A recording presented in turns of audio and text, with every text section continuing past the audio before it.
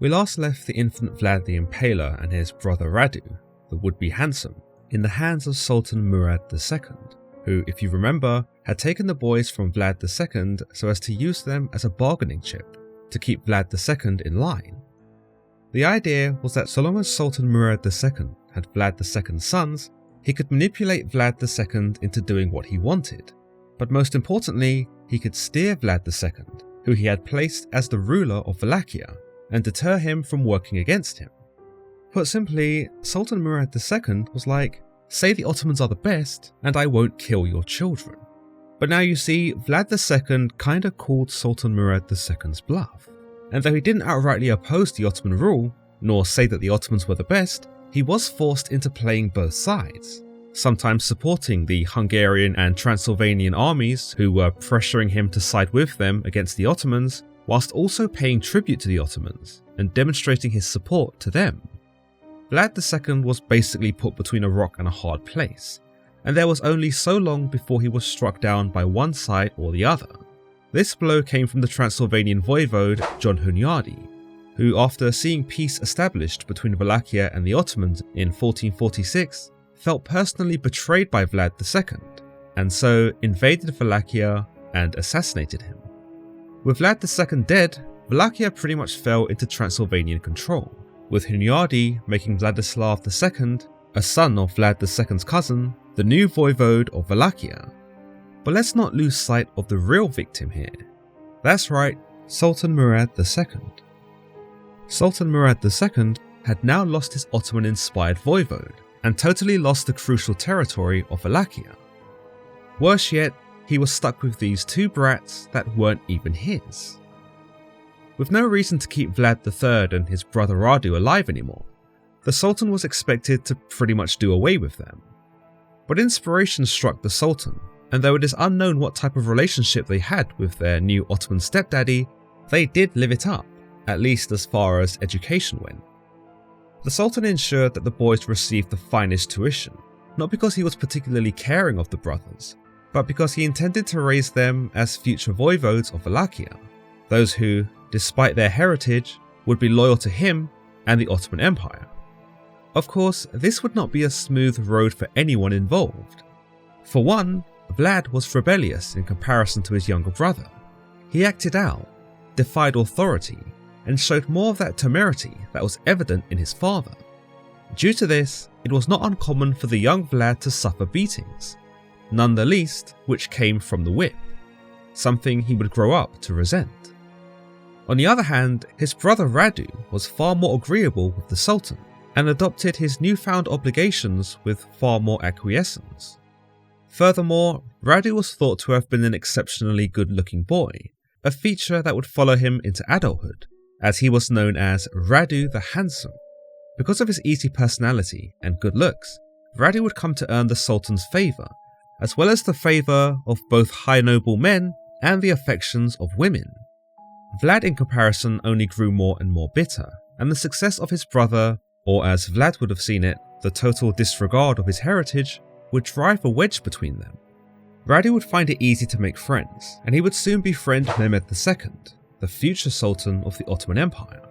Despite the boys growing up together, Vlad did not have the same bond with Mehmed as Radu did, and as a result, it would not prevent the bloody incursions that would take place between the two in their later adult lives. When word of Vlad Dracul and Mircea II's death reached the Ottomans, the news was said to have struck the young Vlad the most.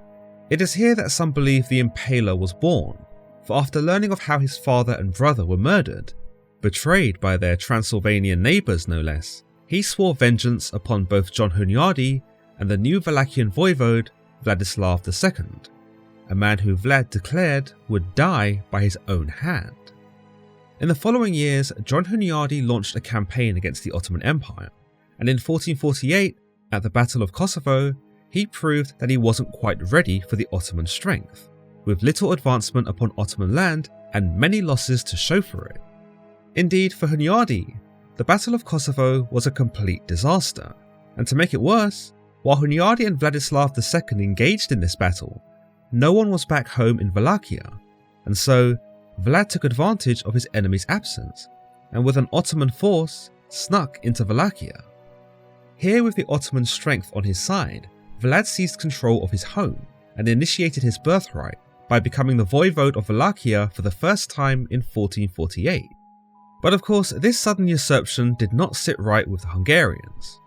Despite being Vlad Dracul's son, Vlad would appear to them to be heavily influenced by the Ottoman Empire, on the account that he was raised by them and that his army was made up entirely of the Turks they despised. Having an Ottoman-inspired voivode in charge of Wallachia only made the threat of Ottoman invasion seem all the more real, and now that they had Wallachia, they were drawing nearer and nearer. But luckily for the Hungarians, Vlad's rule was very short-lived here. After suffering his defeat at Kosovo, Vladislav II returned to Wallachia, where he was able to regroup with his forces and drive the Turks and Vlad out of the region in the very same year. Interestingly, we also learn that John Hunyadi had gone missing during the Battle of Kosovo, on the account that he was captured and held prisoner on his way home by Serbian despot Juraj Brankovic, who planned to send Hunyadi straight to the judgment of the Sultan. However, Hungarian nobles were able to convince Brankovic to make peace with Hunyadi, but this was only done through an embarrassing treaty that saw Hunyadi forced to pay 100,000 florins and forced to relinquish all territories he had gained in Serbia through previous conquests. As well as this, Hunyadi was also forced to send Brankovic his son as a hostage. But at the very least, Hunyadi was returned to Hungary relatively unharmed, if not for his pride. The Transylvanians had no idea where their voivode in John Hunyadi was, because he had obviously not returned from the devastating Battle of Kosovo. Nicholas Vizagni, the governor of Transylvania, wrote to Vlad during his short occupancy of Wallachia, for he believed Vlad had imprisoned him, or worse. He requested Vlad to come and meet with him to explain where Hunyadi was and to justify the unexpected coup. But here we see Vlad's true colours in the form of the letter he returned to Vizagni, explaining that he did not know where Hunyadi was and that he did wish to meet with him, but could not because the Turks would become suspicious and march upon the pair of them.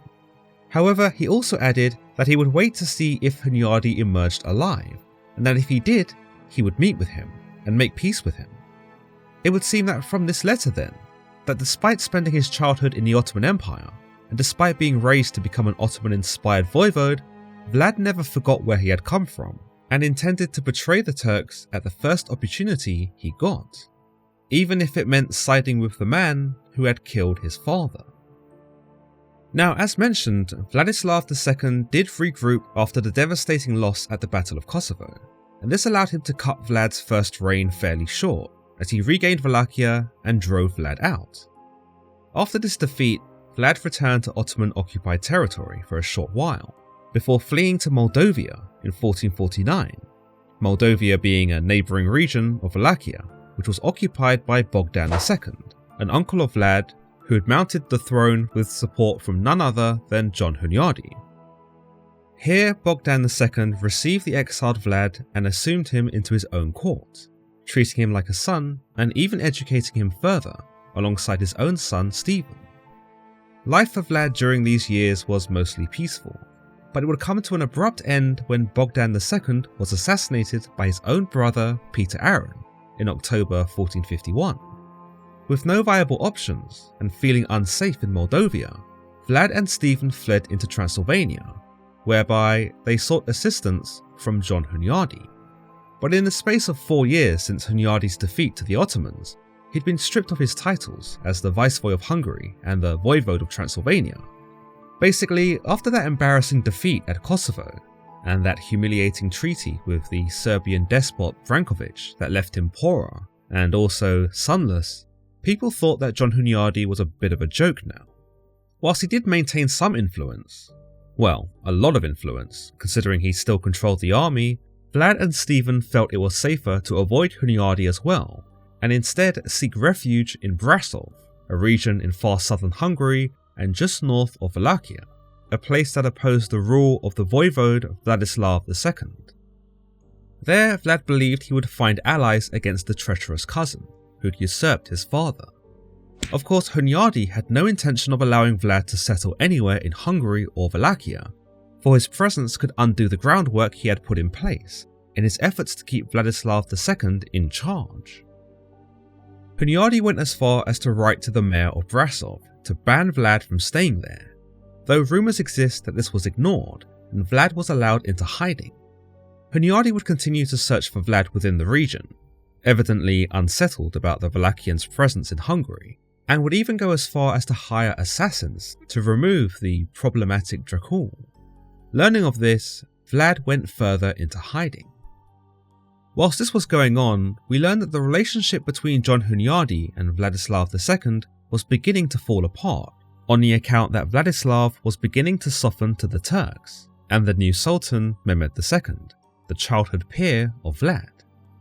It's also possible that Hunyadi was bitter towards Vladislav II, because Vladislav had not been successful in rescuing him from his Serbian imprisonment when he was captured at the Battle of Kosovo.